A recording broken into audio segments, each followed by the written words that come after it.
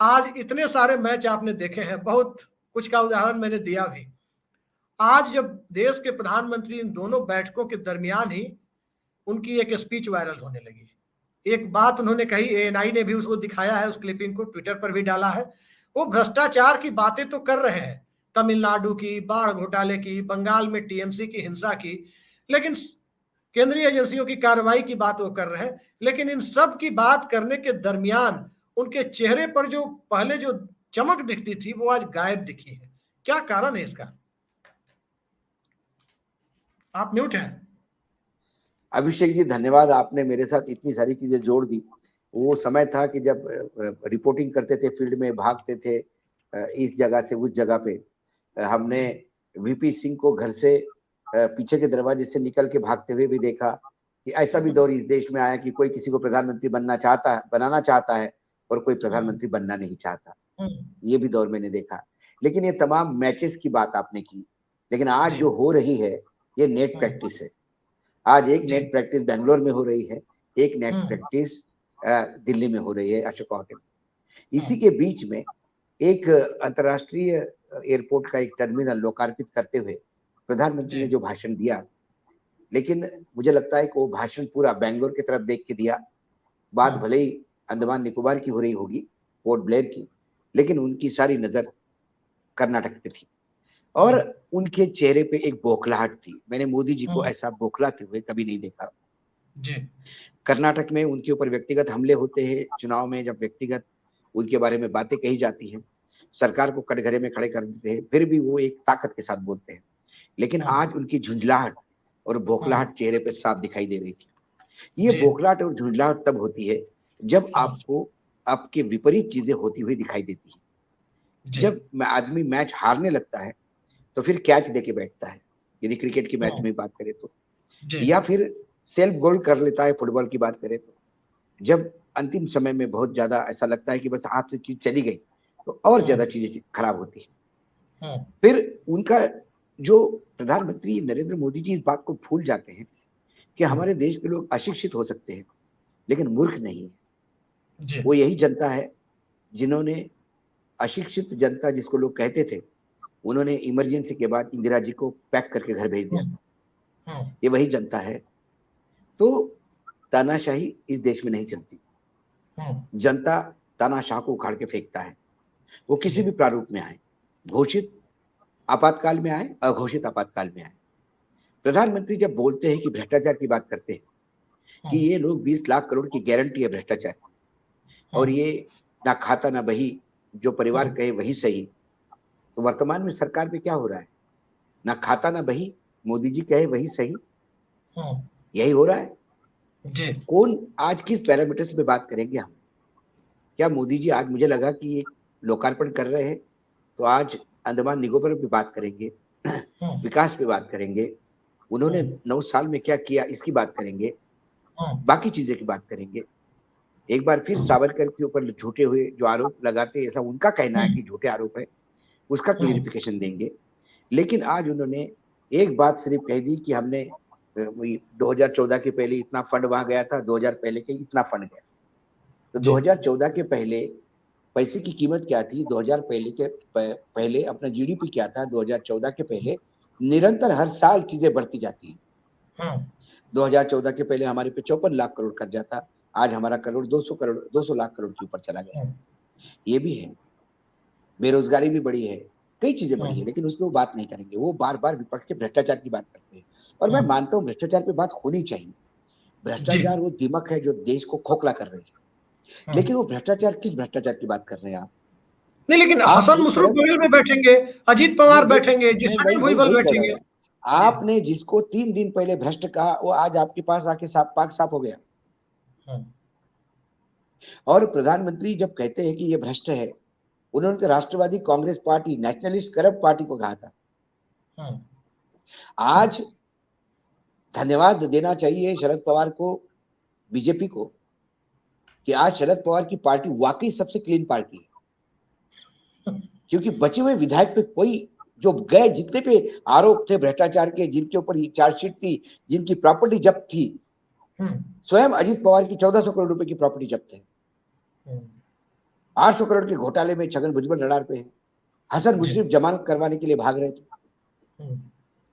प्रफुल्ल पटेल जिस घर में रह रहे हैं मुंबई में, वो घर कोर्ट के परमिशन से रह रहे हैं, क्योंकि वो भी जब्त है, ईडी ने जब्त कर दिया।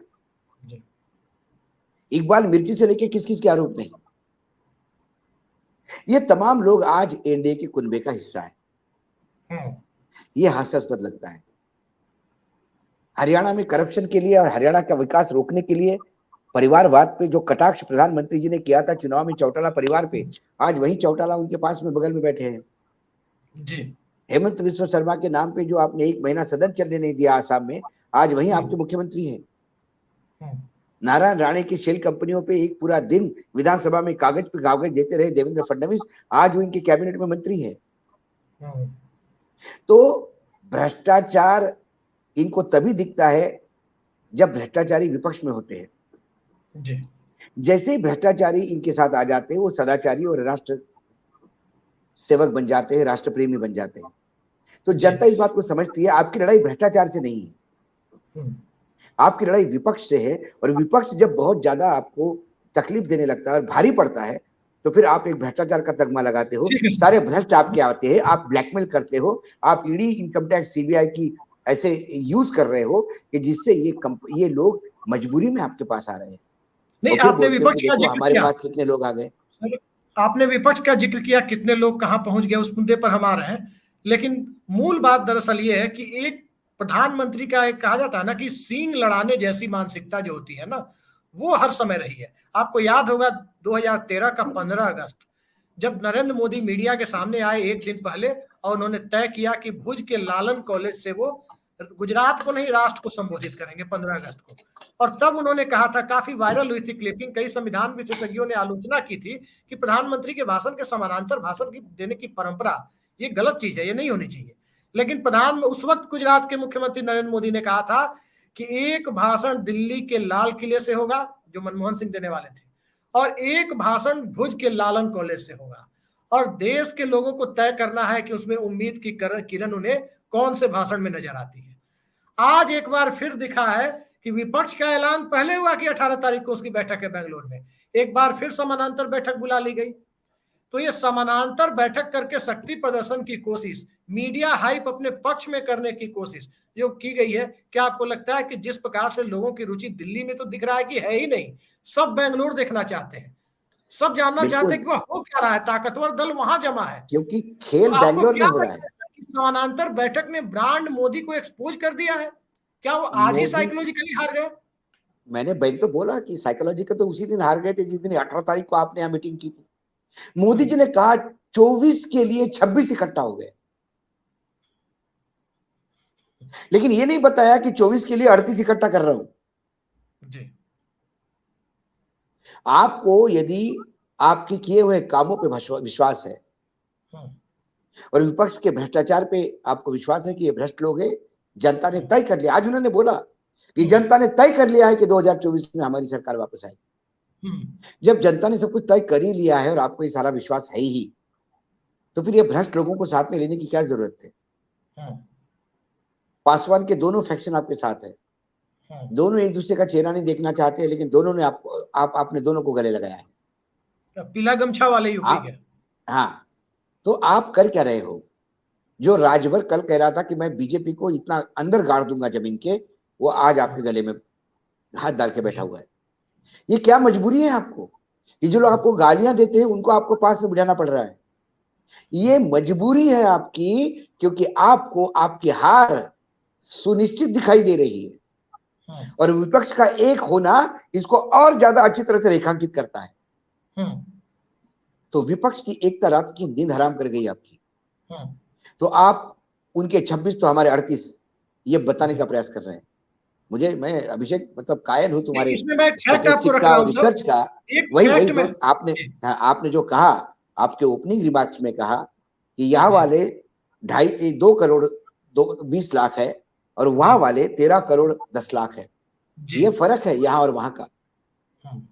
तो आपके पास नेता है, मतदान नहीं है, आपके पास भगोड़े हैं, ओरिजिनल नहीं है जी। आप भगोड़े की बात तो कर रहे हैं, लेकिन इसमें एक चीज मैं और जोड़ दूं। भाजपा अध्यक्ष जेपी नड्डा का बयान आपने सुना होगा। जेपी नड्डा ने कहा है, बिल्कुल जैसे मोदी जी ने बनारस में 2014 में कहा था, न मैं यहाँ आया हूं न मुझे किसी ने बुलाया है, मुझे तो माँ गंगा ने बुलाया है, मोदी जी ने कहा था। लेकिन जेपी नड्डा साहब का बयान सुनिए कल का। उन्होंने कहा है कि न हम किसी को बुलाते हैं न किसी को भगाते हैं। तो इस अट्ठाहस के साथ, इस एरोगेंस के साथ यदि जो राजनीतिक जल जा रहे हैं वहां पे, क्या उनका कोई जमीर नहीं है? बुलाते हैं, न किसी को बुलाते हैं, न हम किसी को बुलाते हैं, न किसी को भगाते हैं। उनकी याददाश्त बहुत कम है जेपी नड्डा जी की। उनको डॉक्टर को दिखा देना चाहिए। नहीं, अच्छी बात नहीं है, अच्छे नेता है देश के, मैं उनको बहुत अच्छा नेता मानता हूँ। उनकी याददाश्त थोड़ी कमजोर हो गई है। महाराष्ट्र में जब शिवसेना तोड़ी तो स्वयं मुख्यमंत्री ने बताया कि 6 महीने से कैसे प्रयास मीटिंगें हो रही थी हमारी। और देवेंद्र फडणवीस के पत्नी ने तो ये भी बताया कि रात को गॉगल लगा के, वो हुड वाला टी शर्ट पहन के, कैसे जेम्स बॉन्ड स्टाइल में वो मीटिंगों के लिए निकलते थे। तो जेपी नड्डा साहब, लोग आते नहीं हैं, लाए जाते हैं जी।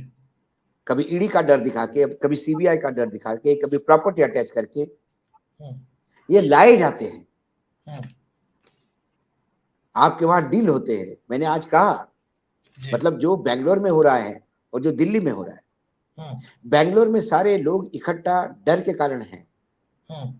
वो डर सीबीआई इनकम टैक्स का नहीं है, क्योंकि ये लोग रेड झेल चुके हैं, जेल जा चुके हैं। ये डर है संविधान का खत्म होने का। देश के लोकतंत्र खतरे में है। ये डर से सारा विपक्ष इकट्ठा हो गया है। और ये जो 38 यहाँ इकट्ठा हुए अशोका होटल में, ये डील के तहत हुए हैं। एक तरफ डर के तरफ हुए वजह से हुए, एक तरफ डील की वजह से हुए। दिल से इकट्ठा कोई नहीं हुआ कहीं जी। ये बात मैं आपको लिख के दे सकता हूँ। नहीं तो डर बनाम डील की सियासत में किसका पलड़ा भारी है आपके शब्दों में? अभी तो मुझे डर वालों का पर्दा भारी दिखता है। और वो पलड़ा भारी है, इसीलिए यहाँ 38 इकट्ठा करने का प्रयास किया गया, जिनकी कोई औकात ही नहीं। वजूद देखिए 2 करोड़ का। आप वजूद की बात तो कर रहे हैं, लेकिन इसमें एक महत्वपूर्ण बात ये हो जाती है, वजूद की बात जो आप कह रहे हैं।